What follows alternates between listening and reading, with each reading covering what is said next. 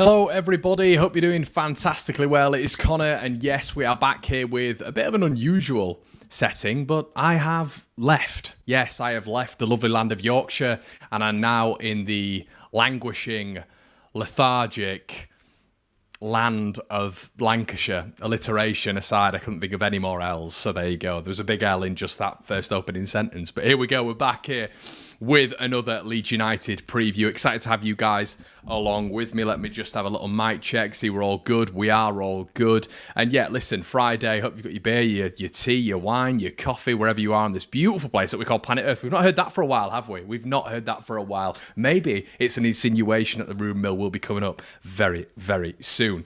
Leeds United versus Tottenham Hotspur. Exciting times for the Whites. On the back of 2 wins, an impressive performance against Wolverhampton Wanderers for the kids. Standouts with Matteo Joseph, Leo Yelder and Sonny Perkins. For myself, a special shout out as well to Yoel Robles, who got a special shout out today from Jesse Marsh, who solidified the fact that Ilan Meslier is Leeds United's number 1. But for me, you know, if it ever comes to that point where we do need the secondary keeper to come in, I am more than confident that Yoel Robles will be able to do Leeds United a solid. There was numerous people on my video, the Wolverhampton Wanderers video, suggesting that he was at fault for the goal. No, everybody, who was at fault for that goal? It was Sam Greenwood. But listen, he's a young lad. Sam Greenwood saved us the weekend before, so you live and you learn. I'm sure Greenwood will know that when you turn into trouble more than 2 times on a football pitch and get dispossessed twice, that's not a good omen for going forward in the Premier League, so I'm sure he will have rectified that. Jesse Marsh was asked today about January transfer windows. He said that him and Victor Orta are planning ahead. I'm paraphrasing here, but essentially it was that him and Victor Orta are planning for the future.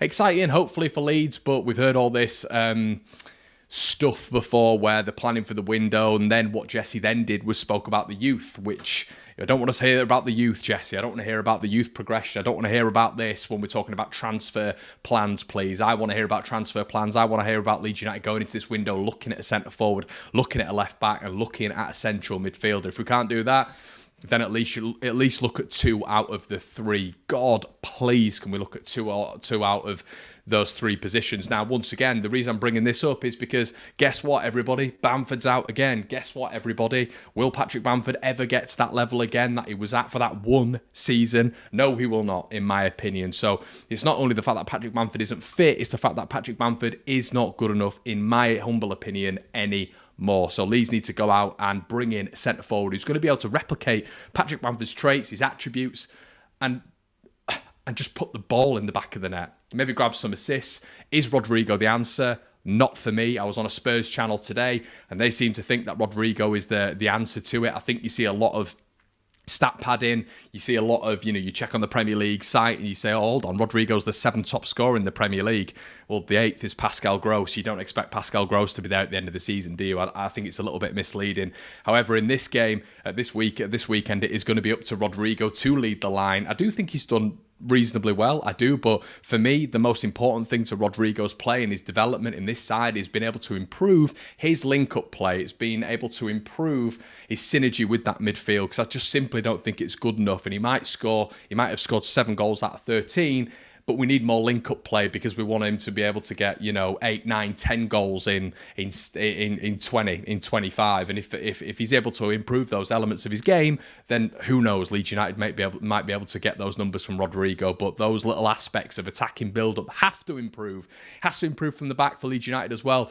We're coming up against Harry Kane. We're coming up against Richarlison, who's going to be going down, like we all know he does, left, right, and Charlie. Kulusevski's going to be back for Tottenham. But I think this game is there to be won for Leeds United. Maybe not won, but I will say draw. The reason behind that is because I do feel that these pressing units against these top 6 sides are something that really can be effective, I should say.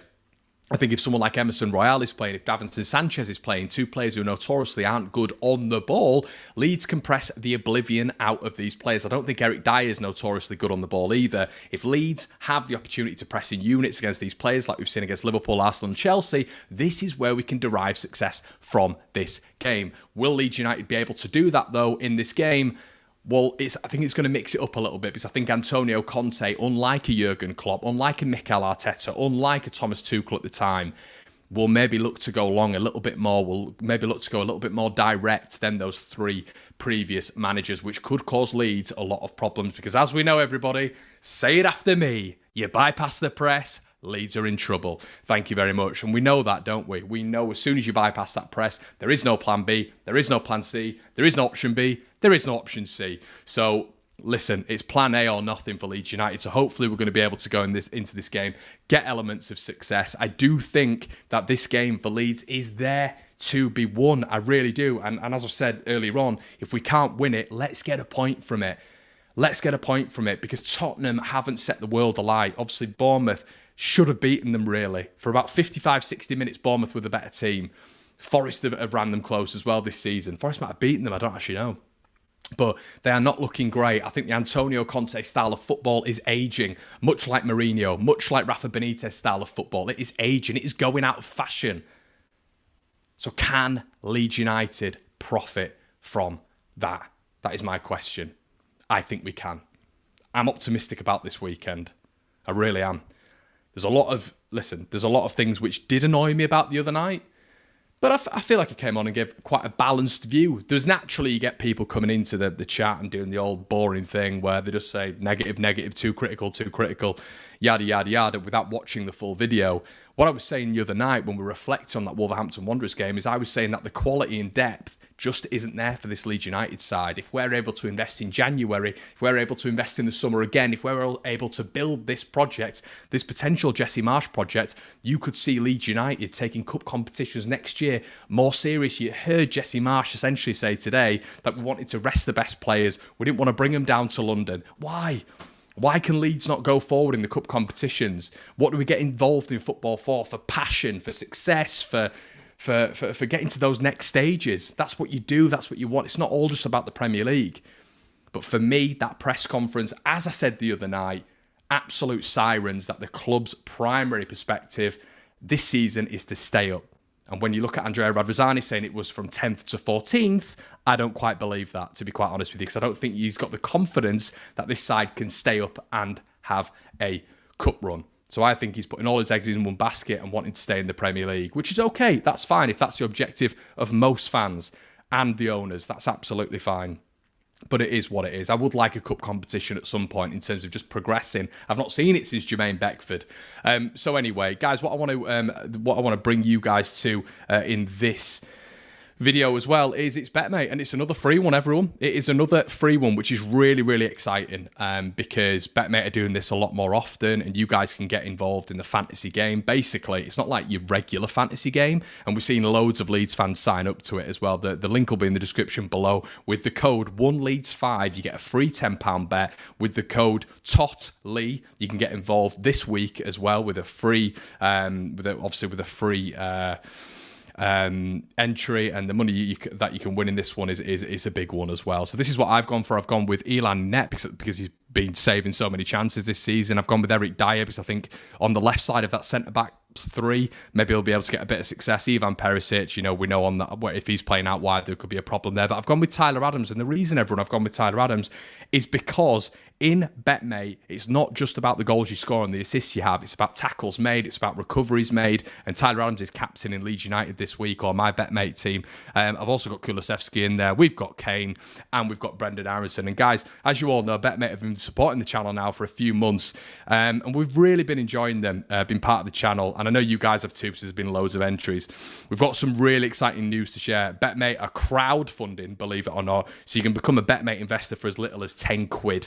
They've launched their pre-registration page, which is where you can register your potential interest and be notified as soon as the campaign is live. The lads have told us you can not only get equity in the company like a normal investment, but there will be rewards for the investors, sort of like monthly bets, free t-shirts, hoodies, investor parties, hospitality tickets to Premier League games, which I will be going to.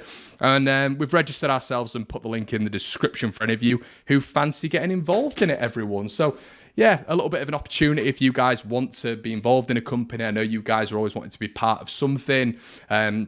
I always get comments and discussing Betmate and discussing their plans going forward because you guys are enjoying them so much. There's potential for panel shows going forward. There's potential for loads of stuff. But if you want to gain some equity in a very new, successful business, it's there for you. I mean, I've done it this morning. So, yeah, loads to be won there, guys. I'm just going to get into a couple of your comments as well. So if you can see my fat, ugly mug.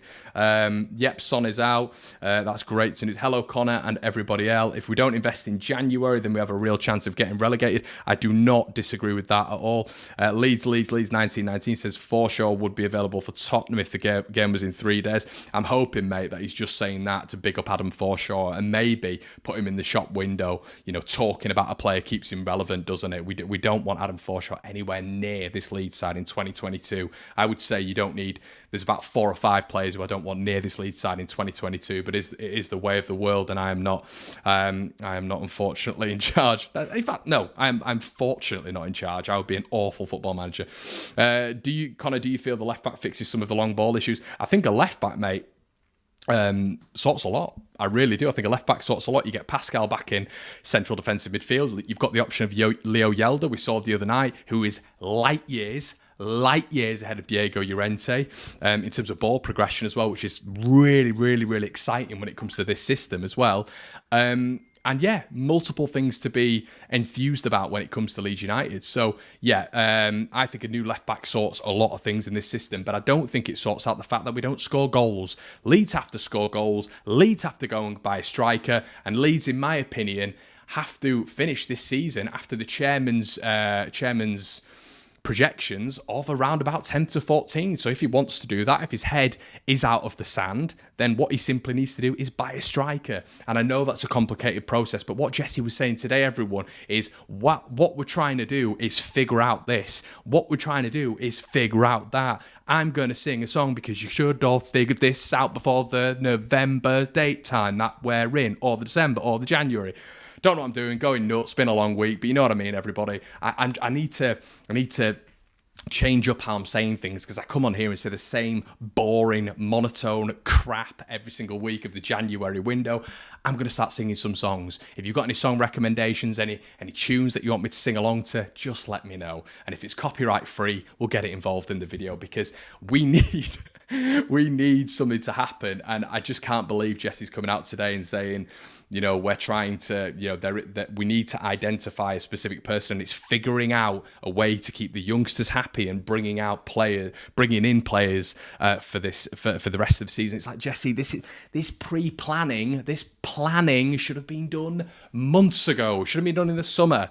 Okay, and if it's not done in the summer, we should already know by now from the board level what targets we have. We're going to be rapidly getting into December. Then we're going to be getting into, we're into the World Cup stage pretty much already, aren't we? We need to start identifying targets and have them lined up. How many more times do we need to say it as Leeds United fans? But we're not going to get onto that. That's going to be future discussions. Leeds United do have the opportunity today, in my opinion, to beat Tottenham Hotspur tomorrow. I don't know how I'm going to be feeling about it tomorrow, but I do genuinely feel that because, as I've said, if they're going to try build up from the back, if they're going to try play through our midfield, then I think Højbjerg's there to be pressed. I think Bentancur's there to be pressed. The problem is always going to be Harry Kane because he's going to drop into that central attacking midfield space and feed balls to Kulusevski and Richarlison. He's going to drag the lead centre-backs out. What do we do about that? I've no idea.